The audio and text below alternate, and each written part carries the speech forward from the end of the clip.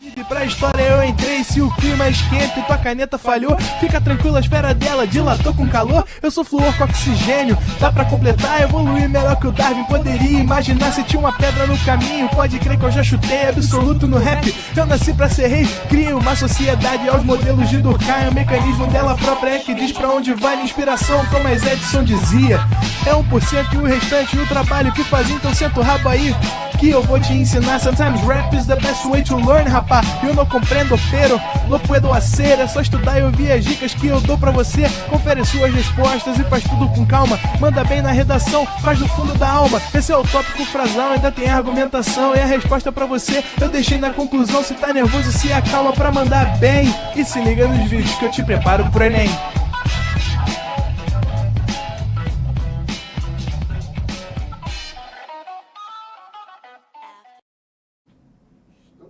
Estamos de volta, Leandrinho.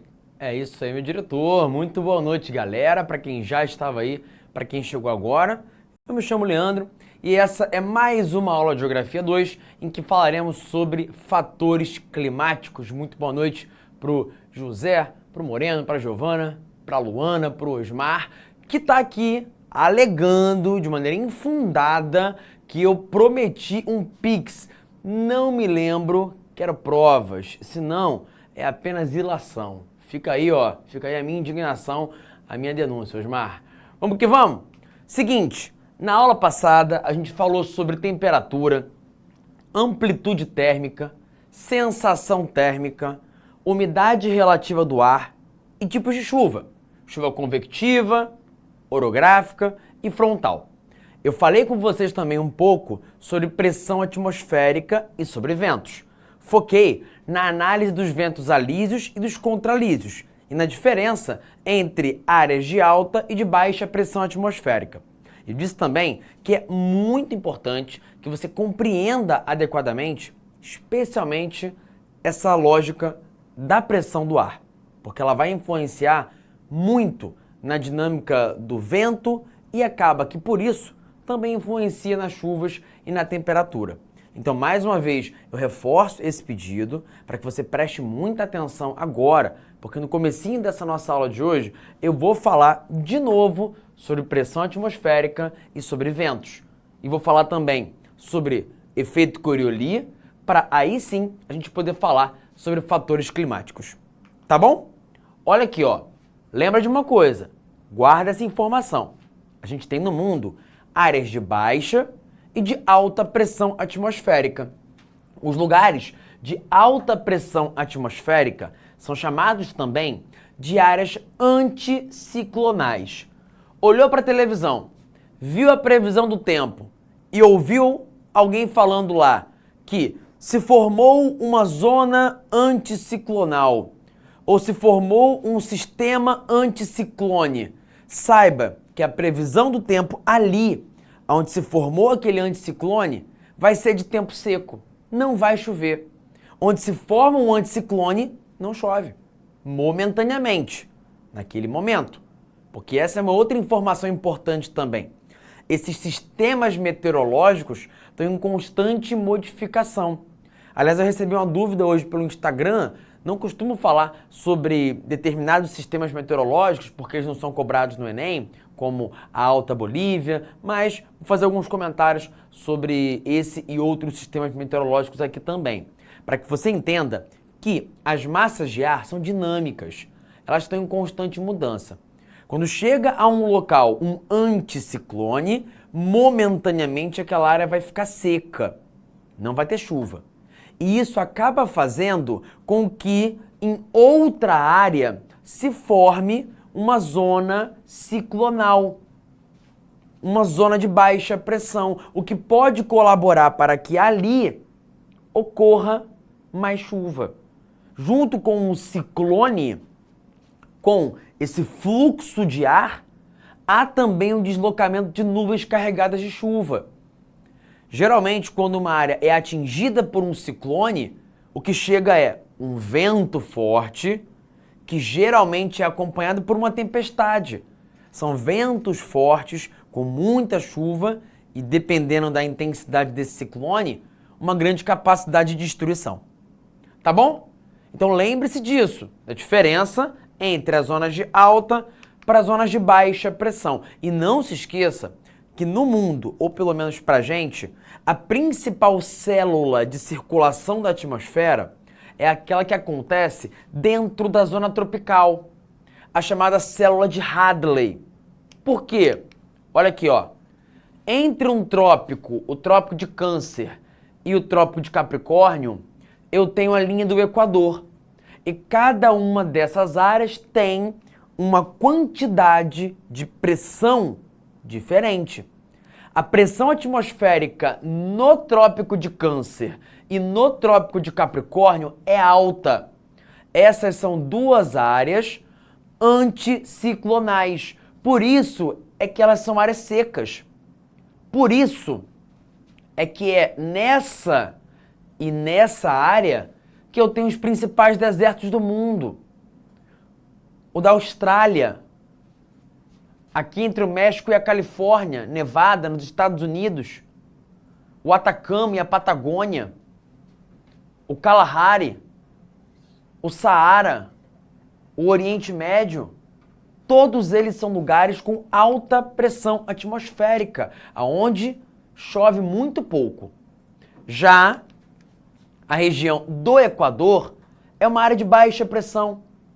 É uma área que recebe muitos ventos alísios. E é uma área que, por conta disso, acaba sendo muito úmida. Exemplos: floresta equatorial do Congo, na África Central, floresta tropical da Indonésia, floresta equatorial amazônica. Todas grandes áreas florestais que só existem porque aqui chove muito. E por que é que chove muito?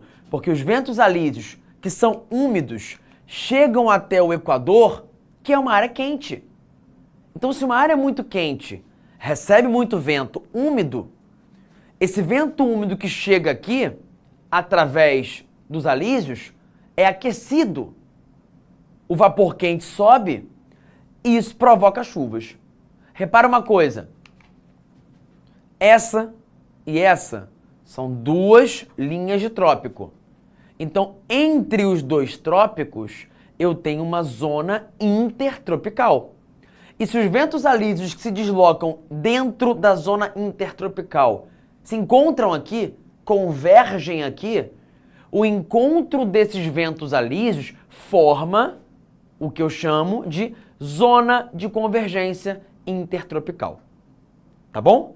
Então, ouviu falar na televisão, se formou no Brasil um fenômeno que é o da zona de convergência intertropical. Saiba que isso vai provocar mais chuva na região amazônica, pode provocar chuva em lugares como Maranhão, Piauí, outras áreas do Nordeste, nessa porção mais ao norte, mais setentrional do território brasileiro, que é que está mais perto da linha do Equador.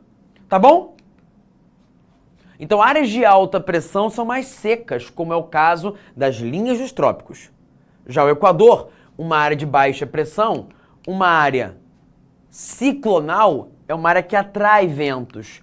Muitas vezes, esses ventos são úmidos, o que faz com que se forme ali uma zona de convergência intertropical e chova bastante. Entendido? Agora vamos falar de uma outra coisa, que eu apenas mencionei na semana passada. E eu vi rapidinho uma pergunta ali no chat da Tailane, por que no deserto à noite é frio? Pelo seguinte, a água é um regulador térmico. Existe uma propriedade física chamada de calor específico. Talvez você já tenha ouvido falar dela com o Arthur. E os materiais possuem calor específico diferente. Quando eu aqueço terra e água, a água demora mais a esquentar do que a terra, do que a areia. Quando eu aqueço areia, ou melhor, quando eu esfrio areia e água, a água demora mais a esfriar do que a areia.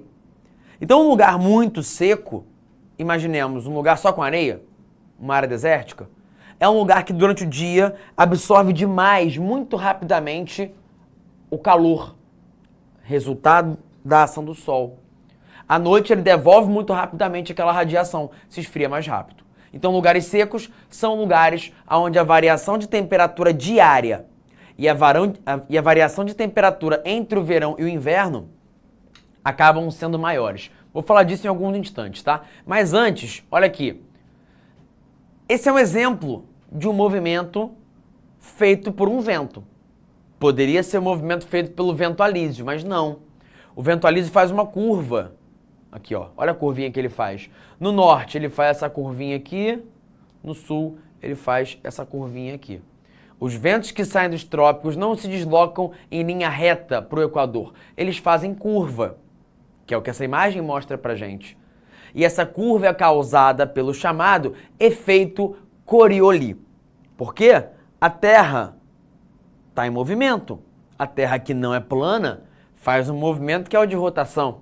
Se ela é esférica e gira, isso faz com que os ventos que se deslocam sejam modificados também. Aliás, é isso que explica que no hemisfério norte um furacão gire no sentido anti-horário, enquanto no hemisfério sul ele vai girar no sentido horário.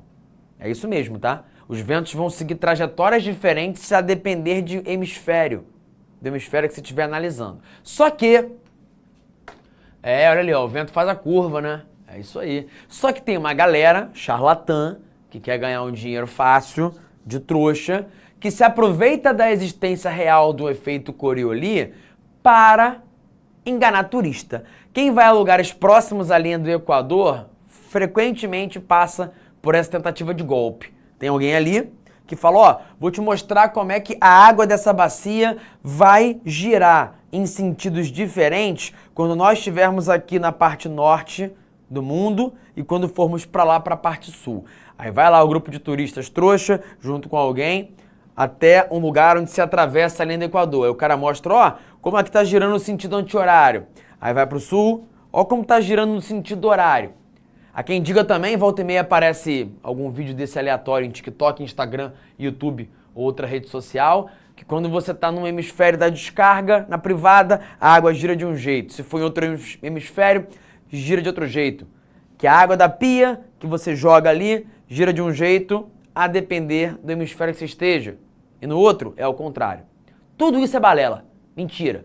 Porque o efeito Coriolis se manifesta em virtude da rotação da Terra em grandes materiais, em grandes massas de água, em grandes massas de ar. Mas ele não vai ter capacidade de influenciar este volume microscópico de água que é aquela que está correndo na privada da tua casa. Isso tem muito mais a ver com o formato da privada, o formato da pia, a forma como tu joga água, e não com o efeito Coriolis. Vou falar uma polêmica. É exatamente a mesma coisa que falar que, a depender da lua, o teu corte de cabelo vai gerar um resultado ou outro. E menino, não corta na lua cheia não. Minguante, vai dar ruim. Tem que cortar na lua nova, que aí o cabelo nasce mais forte, bonito. Gente, pelo amor de Deus, tu acha mesmo que a lua, um grande corpo celeste, vai influenciar na nossa miserável existência? É óbvio que não. Não faz sentido nenhum. Ela vai influenciar no quê? Nas marés, nos oceanos, em grandes corpos d'água. Aí sim, tem até um filme famoso, antigo, famoso, chama Todo Poderoso, em que o Jim Carrey vai lá e puxa a lua para perto da Terra. E causa uma cagada catastrófica, né? Porque a força gravitacional dela começa a puxar muito a água da Terra, dos oceanos para cima. Isso gera grandes catástrofes, enchentes, ondas gigantescas, tsunamis. Pois bem, então sinto dizer, caso algum de vocês acredite ou acreditasse que a Lua influencia no resultado do teu corte de cabelo, mas não é verdade. Ou ao menos não tem comprovação científica. Mas é uma questão de fé, né? Se você acredita e quer continuar acreditando, é o teu direito. Assim como quem acredita na Terra plana pode continuar a acreditar, né? Enfim, você pode acreditar naquilo que você quiser. Só não há qualquer comprovação científica. Mais ou menos como a homeopatia. Mas isso é outro papo. Vamos falar de fatores do clima. Seguinte, o que é um fator do clima? É aquilo que influencia na diferença do clima entre um lugar e outro. Você que está em Teresina, ou então em São Luís, ou você que está em Rio Branco, ou então você que está em Campo Grande, ou você que está em Porto Alegre. Em cada lugar do Brasil, nesse momento, a gente tem uma condição meteorológica diferente. Até porque o Brasil é enorme. E aí, a combinação desses fatores em cada parte do Brasil vai acontecer de um jeito diferente. É provável que em Campo Grande ou em qualquer outro lugar do Centro-Oeste, você tenha muito mais calor, sinta muito mais calor ao longo do ano do que alguém que mora na região serrana do Rio de Janeiro. É provável que você, no inverno, veja os dias muito mais secos do que se você morasse em algum lugar do norte da Amazônia. E isso porque a combinação de fatores vai gerar resultados distintos em relação à temperatura, em relação à chuva e a outros vários elementos do clima, tá bom? Então, os elementos do clima é aquilo que eu olho para medir as diferenças. Onde está mais quente, onde é mais chuvoso, onde está ventando mais. Agora, aqui eu vou te explicar os porquês, os motivos que levam a essas diferenças. E, sem dúvida, de cara, eu posso te afirmar uma coisa. O principal dos fatores do clima é a latitude. Não dá para negar. Latitude, você sabe, aprendeu em cartografia. É a distância de um ponto qualquer em relação à linha do Equador.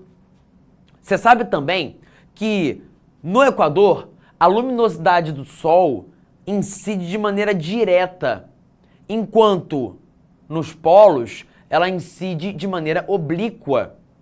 O resultado disso é que a região do Equador é mais quente e as dos polos são mais frias. Por isso, guarde essa informação.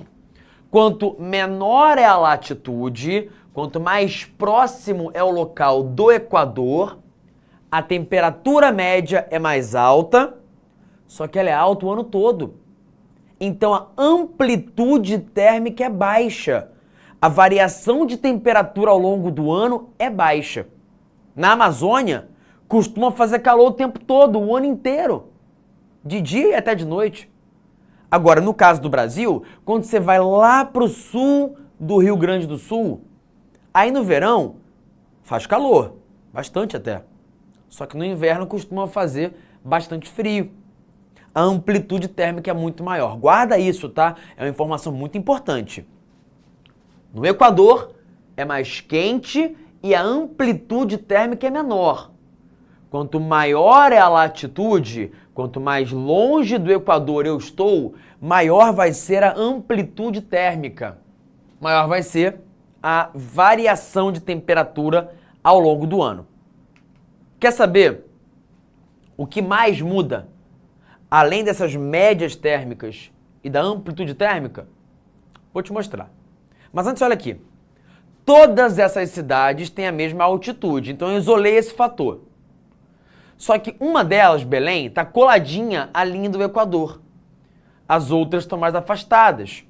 Santa Vitória, dessas, é a mais distante. Então veja, quanto maior é a latitude, quanto mais longe do Equador eu estou, mais fria é a temperatura, menor é a média térmica. E olha aqui, ó. Como é que a latitude influencia na temperatura ao longo do ano? Repara, Porto Alegre, em junho, temperatura média 14 graus. Em dezembro, 23. Em janeiro, 24. É uma boa variação de temperatura, uma boa amplitude térmica, 10 graus ao longo do ano. Agora, olha aqui em verde, Belém.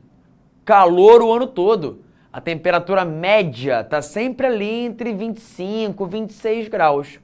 Repito, latitude baixa, Equador. Temperatura alta. Muito calor. Quando? O ano todo. Média térmica alta. Então, a amplitude térmica é baixa.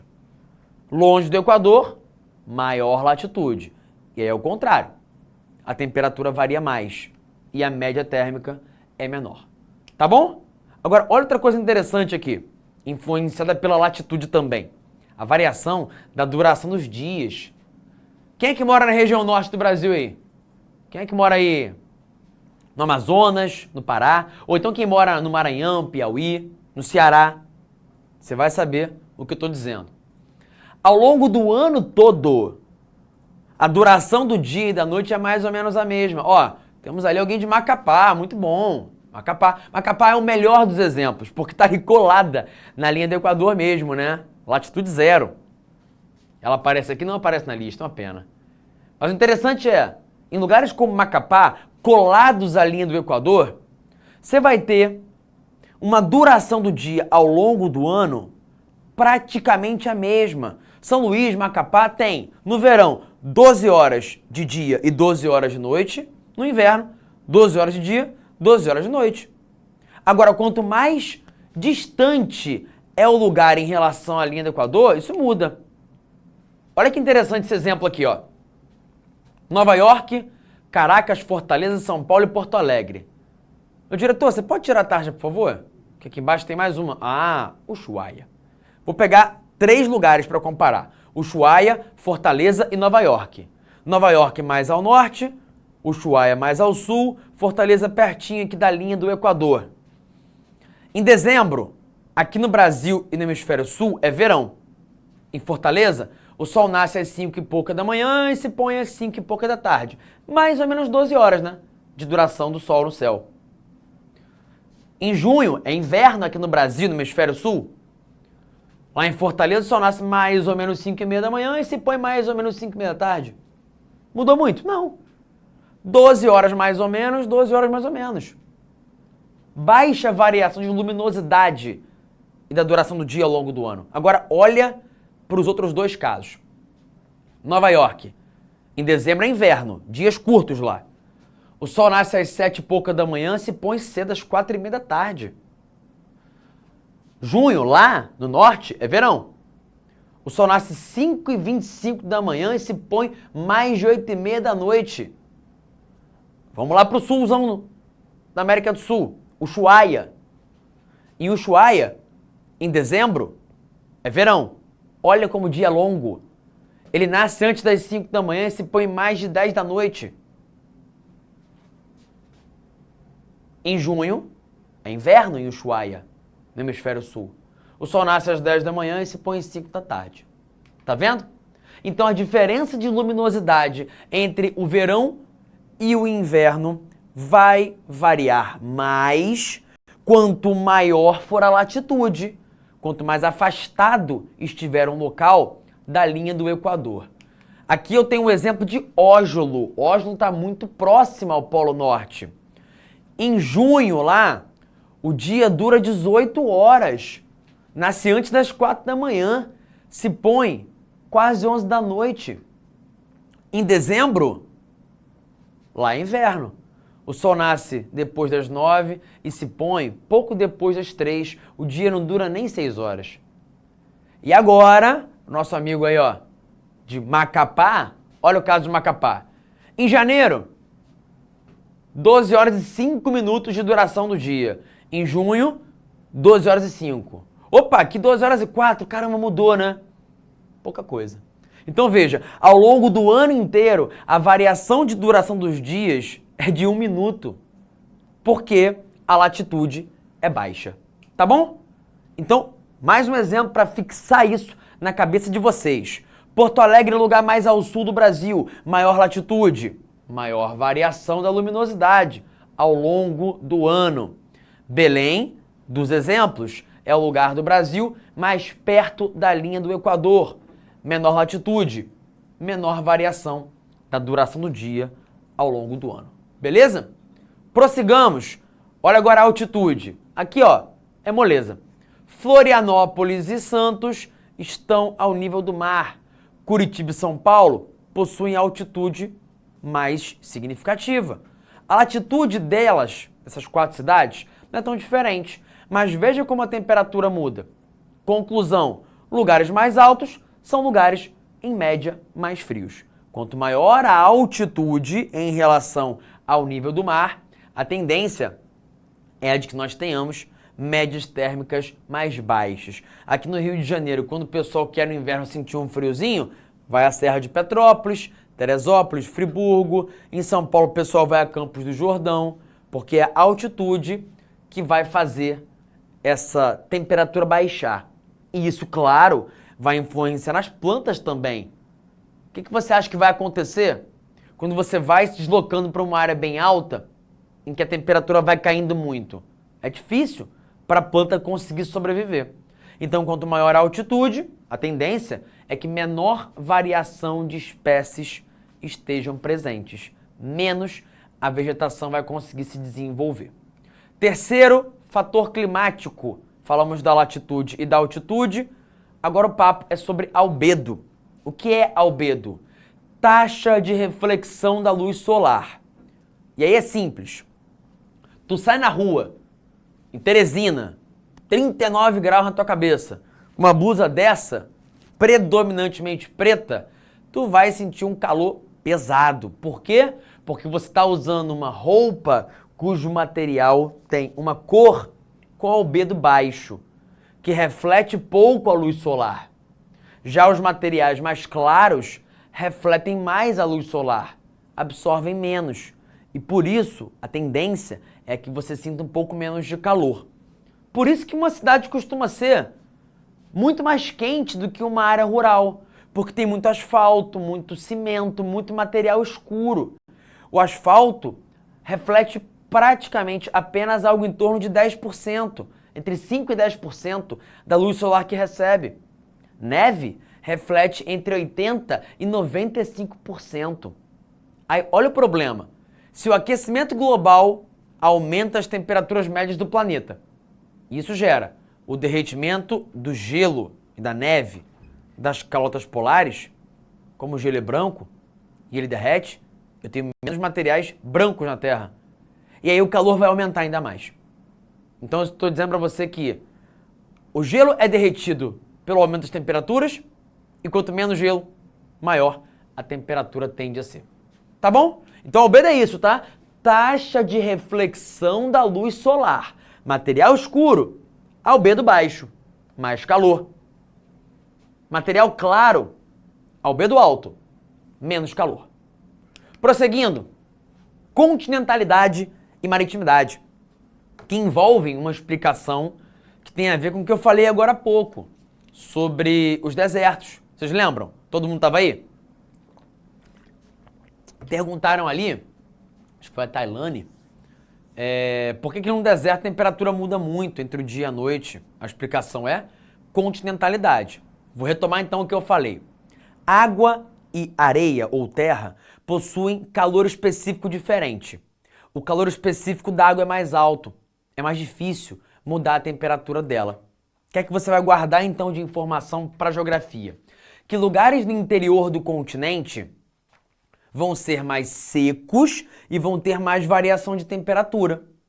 Lugares próximos ao mar ou algum lago, algum rio muito grande, vão ter mais umidade, mais chuvas, chuvas mais bem distribuídas e uma variação de temperatura menor.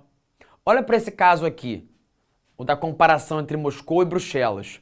Mais ou menos a mesma latitude, mais ou menos a mesma altitude, ambas são cidades, o albedo é parecido. Então, isolei 3 fatores. Uma delas, Moscou, está no interior do continente, da Europa. Bruxelas está no litoral.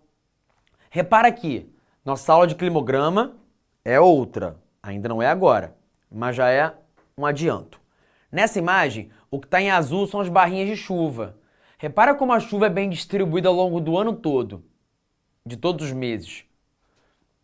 Repara como em Moscou chove mais uma época e chove menos outra. Isso é o efeito da continentalidade. Repara outra coisa, a linha vermelha é de temperatura. Em Bruxelas ela varia menos. Aqui ela vai variar mais. Então guarda isso, tá? Continentalidade. Locais longe da água. São locais com maior amplitude térmica, pior distribuição de chuvas ao longo do ano, onde pode inclusive ter uma época seca. Maritimidade. Lugares próximos à água. Chuvas mais bem distribuídas, mais umidade e menor amplitude térmica. Olha para esse exemplo bizarro de um local que fica no nordeste da Rússia. Um local chamado de Verkhoyansk, na Sibéria. Lá, A temperatura mais baixa já registrada foi de agradáveis 69,8 graus Celsius abaixo de zero. A máxima média é de quase 17 graus Celsius. Então veja, muito frio, mas 17 graus não é lá muito frio. Pro padrão carioca eu sei. Pro padrão brasileiro em geral né? Mas repara numa coisa, olha o tamanho dessa amplitude térmica entre o momento mais frio e o mais quente do ano. Gente, são quase 100 graus Celsius de variação. É muita coisa. E a culpa disso é de dois fatores: continentalidade e latitude. Tá bom? Por quê? É um local longe do mar, o que faz a temperatura variar muito, e perto do polo, o que faz a temperatura variar muito também. A soma desses dois fatores provoca isso. Aliás, essa foi uma questão recente que trouxe pra gente uma questão de vestibular do Rio de Janeiro, da UERJ, que trouxe essas imagens que comparam a temperatura na Rússia na época mais quente, na época mais fria. Veja como a variação é bem grande entre o verão e o inverno. E a explicação para isso é justamente a latitude e a continentalidade. Tá bom? Prosseguindo, eu quero lembrar de uma coisa. Lembra que numa aula de Índia eu falei sobre monções? Lembra que na semana passada eu comentei que as monções são influenciadas pela pressão atmosférica? Pois é, chegou a hora de eu falar um pouquinho melhor sobre isso, para você entender de que maneira esse tipo de vento acontece. Monções são ventos que ocorrem no sul e no sudeste da Ásia e que mudam de direção entre o verão e o inverno. Acompanha aqui. No inverno, o continente asiático se esfria mais rápido que o mar, continentalidade. Como ele fica muito frio, o ar que está sobre ele se esfria, o ar frio desce e se acumula. No inverno, a Ásia vira uma grande área de alta pressão atmosférica, uma área anticiclonal.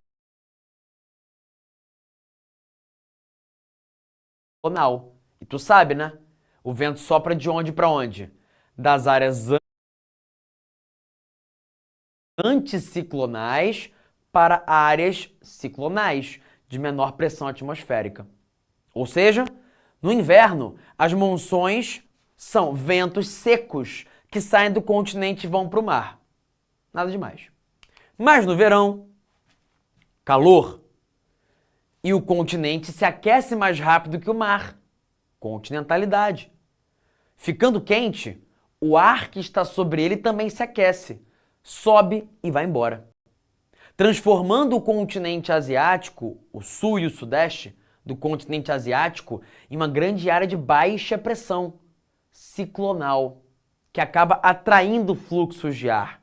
Consequência, no verão, as monções são ventos que saem do Oceano Índico com muita intensidade e vão para países do sul e do sudeste asiático, carregando muita umidade, gerando chuvas catastróficas em lugares como a Índia, como a Tailândia, como Bangladesh e o Paquistão.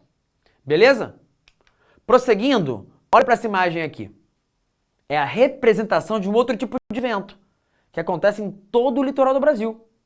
A brisa, que é como se fosse uma mini monção. Entendeu o mecanismo de monções? A pressão atmosférica varia entre o verão e o inverno, e isso muda a direção do vento. Só que numa escala muito menor, isso acontece todos os dias, entre o mar e o continente. Durante o dia, mais calor. Quem se aquece mais é o continente.